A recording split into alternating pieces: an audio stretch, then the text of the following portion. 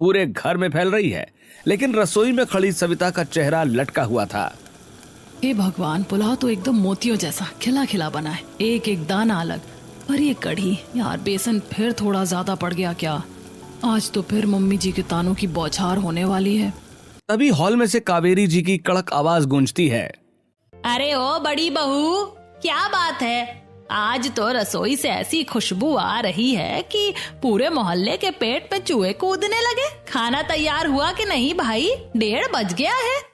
अरे मम्मी, थोड़ा सब्र तो रखो। जब रसोई से ऐसी खुशबू आ रही हो तो समझो आज तो सविता के पुलाव में सारे सड़े मसाले कूट कूट कर डाले गए हैं। जी मम्मी जी, बस 2 मिनट, प्लेट्स लगा ही रही हूँ। आप लोग हाथ मुंह धोकर मेज पर बैठिए। सविता घबराते हुए पुलाव को बड़े सुंदर ढंग से डोंगे में निकालती है और डाइनिंग टेबल पर खाना लगा देती है। अरे वाह सविता, क्या रंगत आई है पुलाव की। एक एक चावल का दाना ऐसा चमक रहा है जैसे किसी बड़े होटल में शेफ ने सजाया हो। हाँ हाँ, मेरी बड़ी बहू के हाथ के पुलाव का तो पूरे खानदान में कोई मुकाबला नहीं है। पर बहू, साथ में कढ़ी भी तो बनाई है ना? सुबह तो तू ही कह रही थी कि मम्मी जी आज कढ़ी पुलाव खाने का मन है सबका। जी जी मम्मी जी, कढ़ी भी बनाई है, पर आप लोग पहले थोड़ा पुलाव खाकर तो देखिए ना, एकदम गरम गरम है। अरे भाई, कढ़ी के बिना पुलाव का क्या मजा। कढ़ी पुलाव तो जोड़ी है। लाओ कढ़ी भी डालो मेरी थाली में।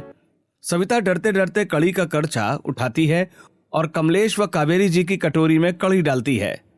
सविता, ये कढ़ी परोसी है या बेसन का हलवा?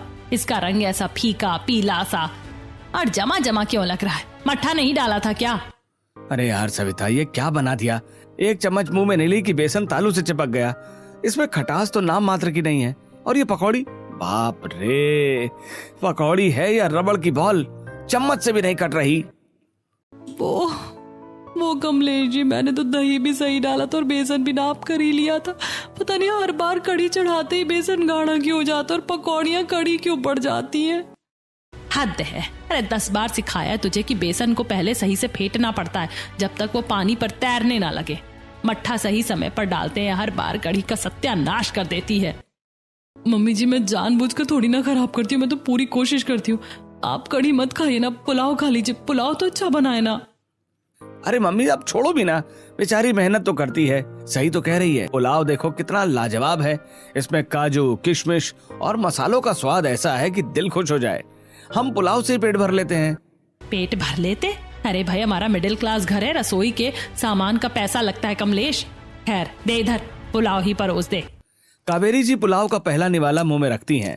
देखो, वहाँ गर्मा गर्म पूरी और आलू दम बट रहे हैं। चलो ना, हम भी ले आते। बारिश में गर्मा गर्म पूरी और आलू दम खाने में बहुत मजा आएगा। नहीं बेटा, वो खाना हमारे लिए नहीं, गरीब भिखारी के लिए है। उस चलती रसोई में उनके लिए खाना बनाया जाता है जिनके पास खाने का कोई इंतजाम नहीं होता। मम्मी, चाची, हम भी तो गरीब ही हैं। हमें भी कौन से रोज पूरी सब्जी खाने मिलती है। कभी रोटी खाते हैं तो कभी चावल। ऐसा नहीं कहते बेटा, गरीब वो होते हैं जिनके पास खाने के लिए कुछ नहीं होता। देखो, वो पेड़ के नीचे बैठे लोग, उनके पास ना घर है ना रसोई, इसीलिए ये चलती रसोई खुद उनके पास आई है ताकि उन्हें 2 वक्त का निवाला मिल सके। हाँ, और हमारे पास छोटा ही सही अपना घर तो है। हमारी रसोई में रूखा सूखा ही सही खाना तो बनता है। भगवान ने जितना दिया है, पहले उसके लिए शुक्रिया मनाना सीखो। पांचों गरीब बहुएं सरकारी स्कूल से पढ़कर लौट रहे अपने बच्चों का हाथ पकड़कर बारिश में अपने जर्जर दीवारें और टूटी फूटी छत, दरवाजे, खिड़कियों वाले छोटे से घर की तरफ बढ़ते हैं। बच्चे बार बार मुड़कर चलती रसोई को देख रहे होते हैं। तभी 5 बहू की पड़ोसन उनके सामने आती हैं। अभी हमने सुना तुम पांचों इस जर्जर दीवारें, टूटी खिड़कियां, उखड़े हुए दरवाजे, सड़क से भी नीचे बना हुआ इस झोपड़ी को घर कहती हो, जिसमें तेज बारिश होते ही सड़क, नाले, गंदा पानी आने लगता है। और रसोई, छी, बारिश शुरू होते ही काकड़, चूहे, छिपकलियां, मकड़ियां, चींटियां, पता नहीं कौन कौन तुम्हारी रसोई में मेहमान बनकर आता होगा तुम्हारे हाथ का स्वाद चखने। ऐसा मत बोलिए, मम्मी जी और पापा जी अंदर ही बैठे हैं। हमारे ससुराल की इस तरह बेइज्जती मत कीजिए। बेइज्जती? अरे इज्जत हो तब ना बेइज्जती होगी। जिस घर की छत बारिश से पहले ही हार मान ले, उस घर की क्या इज्जत। पांचों बहुएं चुपचाप अपने सड़क से नीचे ससुराल में चली आती हैं और गमछे से बारिश में भीगी बच्चों के बाल सूखने लगती हैं। वहीं रामलाल और शारदा एक टूटी चारपाई पर बैठे होते हैं। अरे बहू, हमसे नजरें मत चुराओ, हमने सब कुछ सुन लिया। हमारे कारण तुम पांचों को रोज कितनी बातें सुननी पड़ती है। जब कोई हमारे घर को देखकर ताना मारता है तब सबसे ज्यादा दर्द तुम्हें होता है। तुम सब इस घर की बहुएं बनकर आई थी, लेकिन हम तुम पांचों को सुख का एक दिन भी नहीं दे पाए।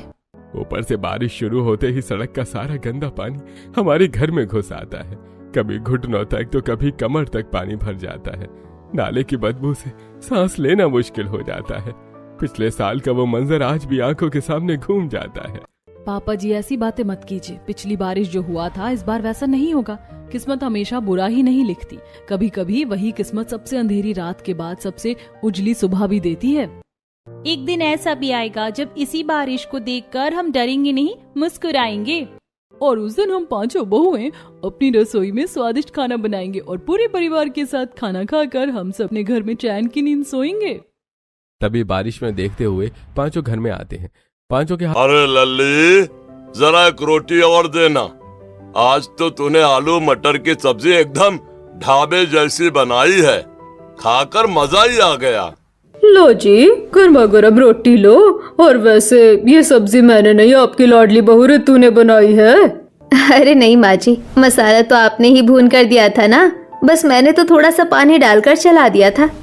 अरे माँ, असली स्वाद तो तुम्हारी उस पुरानी लोहे की कढ़ाई का है जिसमें तुम रोज सब्जी बनाती हो।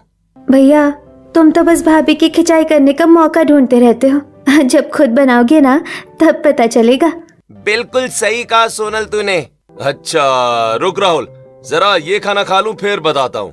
अरे बस करो भाई, खाने के वक्त शांत होकर खाना खाओ सब। सच में जी, अपने पहाड़ों पर तो अलग ही सुकून है। हाँ, यहाँ आंगन में बैठकर 2 वक्त की रोटी अपनों के साथ चैन से मिल जाती है ना, तो लगता है दुनिया की सबसे बड़ी दौलत यही है। बिल्कुल ऋतु बेटा, मेहनत मजदूरी करके 2 वक्त का पेट भर जाता है। सिर पर अपनी छत है, इससे ज्यादा और भगवान से क्या मांगे। अरे हाँ पापा, इस बार गर्मियों में बहुत सारे टूरिस्ट आने वाले छुट्टियां मनाने।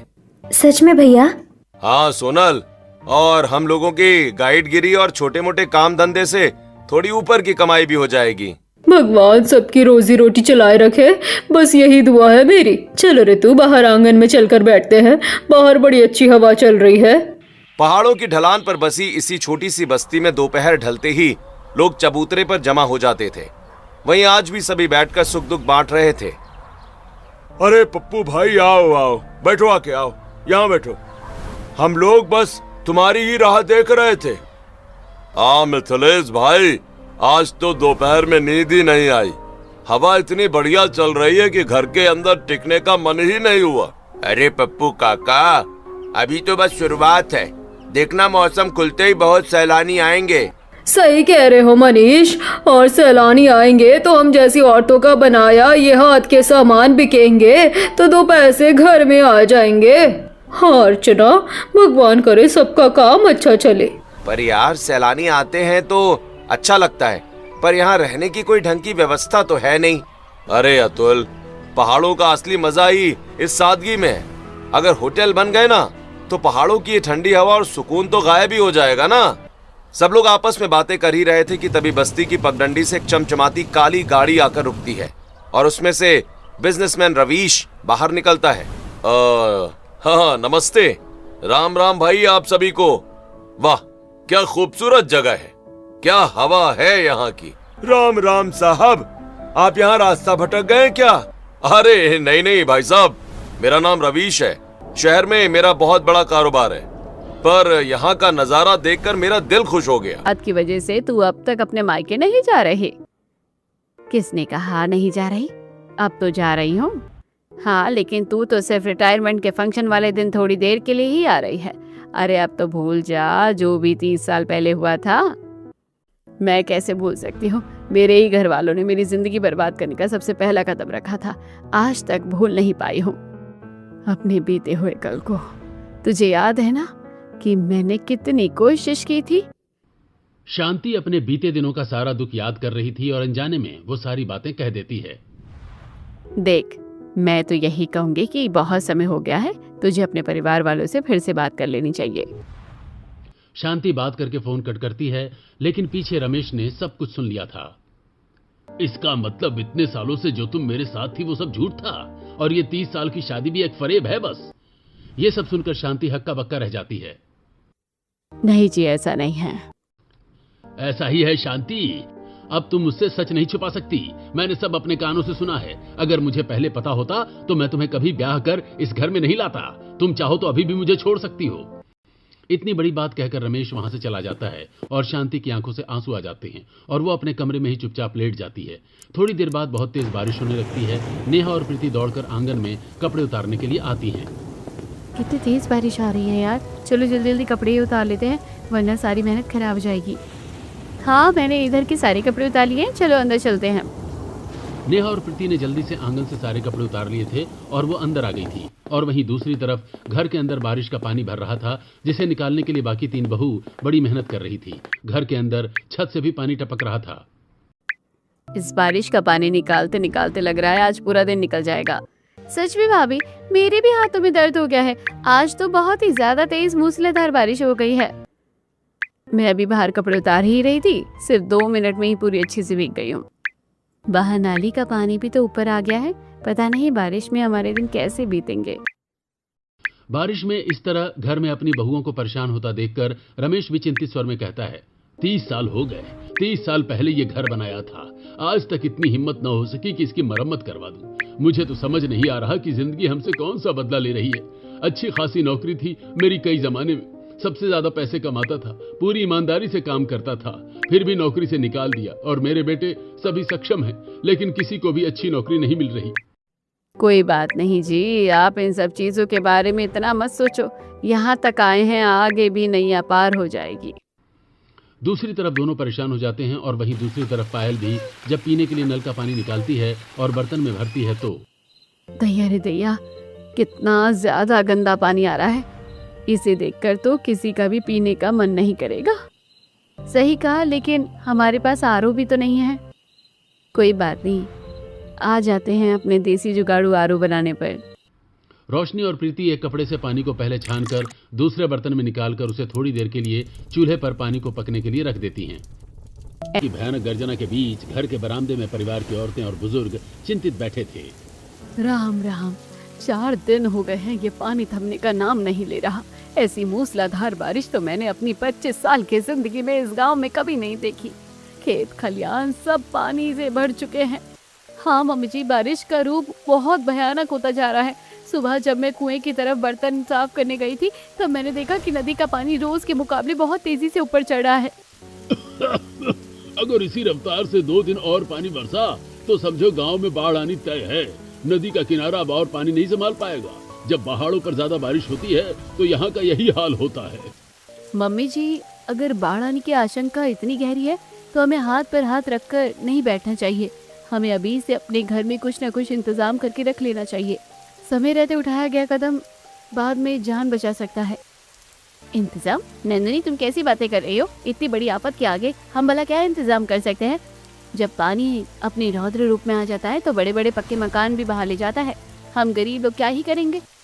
भाभी, सब कुछ तो नहीं बचा सकते, पर जिंदा रहने का सामान तो जुटा सकते हैं ना। हम चूल्हे की सूखी लकड़ियां बोरे में बंद करके ऊपर रख देते हैं ताकि जरूरत पड़ने पर खाना पकाने के काम आए। राशन का सूखा सामान, कुछ रस्सियां, दवाइयां और तिरपाल जुटा लें। जब सिर पर आफत एकदम से आ जाती है तब इंसान को सोचने और संभलने का मौका भी नहीं मिलता। बात तो तू सही कह रही है बहू। हम गरीब लोग कितना राशन जमा कर लेंगे? जेब में पैसे भी तो होने चाहिए। मम्मी जी, जितना हो सके, चाहे 2 दिन का ही क्यों ना हो, हमें सिर्फ बातों तक सीमित नहीं रहना चाहिए। हमें ये सोचना चाहिए और तुरंत उन चीजों को करना भी शुरू कर देना चाहिए। ठीक है बेटा, बात तो तेरी पते की है। खाली बैठने से अच्छा है कुछ कर लिया जाए। गौरव, जरा बाहर निकल बेटा। नंदनी के साथ बांदा चाचा की दुकान तक होया। बांदा चाचा, जरा 10 किलो चावल, 10 किलो आटा और 5 किलो दाल जल्दी से बांध दीजिए। और हाँ, अगर नमक और माचिस के पैकेट हो तो वो भी दे दीजिए। अरे नंदिनी बेटा, इतना राशन एक साथ, और वो भी इस तूफानी बारिश में? घर में कोई बड़ा त्योहार या रिश्तेदार आने वाले हैं क्या? चाचा जी, त्योहार नहीं, मुसीबत की तैयारी है। देख नहीं रहे बारिश का ये भयानक रूप? अगर नदी का पानी गांव में घुस गया और बाढ़ आ गई तो दुकान मकान सब पानी में बह जाएंगे। फिर खाने को दाना भी नहीं मिलेगा। अरे बेटा, तुम तो खामखा घबरा रही हो। नई नई बहू बनकर आई हो, शायद तुमने यहाँ की बारिश नहीं देखी। बारिश तो हर साल होती है, बाढ़ ऐसे थोड़ी आ जाएगी। तुम्हें किसने कहा कि बाढ़ आने वाली है? किसी ने कहा नहीं चाचा जी, पर जिस तरह से पानी लगातार बरस रहा है और नदी का जलस्तर हर घंटे बढ़ रहा है, उसे देखकर तो कोई भी समझ सकता है मौसम का मिजाज ठीक नहीं है। गर्मा गर्म पूरी और आलू दम बट रहे हैं, चलो ना हम भी ले आते। बारिश में गर्मा गर्म पूरी और आलू दम खाने में बहुत मजा आएगा। नहीं बेटा, वो खाना हमारे लिए नहीं, गरीब भिखारी के लिए है। उस चलती रसोई में उनके लिए खाना बनाया जाता है जिनके पास खाने का कोई इंतजाम नहीं होता। मम्मी चाची, हम भी तो गरीब ही हैं, हमें भी कौन से रोज पूरी सब्जी खाने मिलती है। कभी रोटी खाते हैं तो कभी चावल। ऐसा नहीं कहते बेटा, गरीब वो होते हैं जिनके पास खाने के लिए कुछ नहीं होता। देखो वो पेड़ के नीचे बैठे लोग, उनके पास ना घर है ना रसोई, इसीलिए ये चलती रसोई खुद उनके पास आई है ताकि उन्हें 2 वक्त का निवाला मिल सके। हाँ, और हमारे पास छोटा ही सही अपना घर तो है, हमारी रसोई में रूखा सूखा ही सही खाना तो बनता है। भगवान ने जितना दिया है पहले उसके लिए शुक्रिया मनाना सीखो। 5 गरीब बहुएं सरकारी स्कूल से पढ़कर लौट रहे अपने बच्चों का हाथ पकड़कर बारिश में अपने जर्जर दीवारें और टूटी फूटी छत, दरवाजे, खिड़कियों वाले छोटे से घर की तरफ बढ़ते हैं। बच्चे बार बार मुड़कर चलती रसोई को देख रहे होते हैं, तभी 5 बहू की पड़ोसन उनके सामने आती हैं। अभी हमने सुना तुम 5 जर्जर दीवारें, टूटी खिड़कियां, उखड़े हुए दरवाजे, सड़क से भी नीचे बना हुआ इस झोपड़ी को घर कहती हो, जिसमें तेज बारिश होते ही सड़क, नाले, गंदा पानी आने लगता है। और रसोई, छी, बारिश शुरू होते ही काकड़, चूहे, छिपकलियां, मकड़ियां, चींटियां, पता नहीं कौन कौन तुम्हारी रसोई में मेहमान बनकर आता होगा तुम्हारे हाथ का स्वाद चखने। ऐसा मत बोलिए, मम्मी जी और पापा जी अंदर ही बैठे हैं, हमारे ससुराल की इस तरह बेइज्जती मत कीजिए। बेइज्जती? अरे इज्जत हो तब ना बेइज्जती होगी। जिस घर की छत बारिश से पहले ही हार मान ले, उस घर की क्या इज्जत। 5 बहुएं चुपचाप अपने सड़क से नीचे ससुराल में चली आती हैं और गमछे से बारिश में भीगी बच्चों के बाल सूखने लगती हैं। वहीं रामलाल और शारदा एक टूटी चारपाई पर बैठे होते हैं।